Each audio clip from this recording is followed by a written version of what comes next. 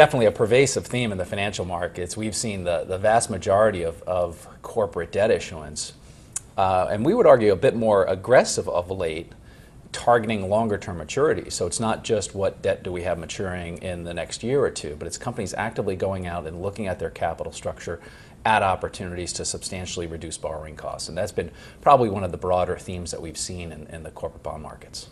Where is there value in fixed income right now? You know, we still like high yield, and that is where most of our holdings are placed today. We think a lot of companies that have good businesses and have had over-levered balance sheets maybe have really been given a nice lifeline, the ability to refinance, to extend maturities, create runway, and ultimately create that free cash flow to let them de-lever.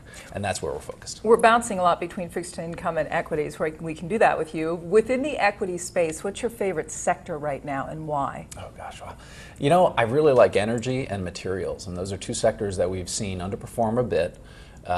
Stocks have been more flat, to tell you the truth, over the last 6 to 12 months, so they've underperformed the broader market. Yet we continue to see reasonable prospects for economic growth, not just in the U.S. but globally, and those are areas that we think ultimately will perform well on a relative basis to the broader market. Now that it does mesh also with our objective, very strong dividend yields in those names and strong balance sheets as well. And is that big oil? It is in part, and some of our larger holdings include Royal Dutch Shell and BP, Chevron as well, and those are all attractive dividend payers. But more importantly, also some opportunity for dividend growth from those companies going forward. And give me your favorite name in the material space.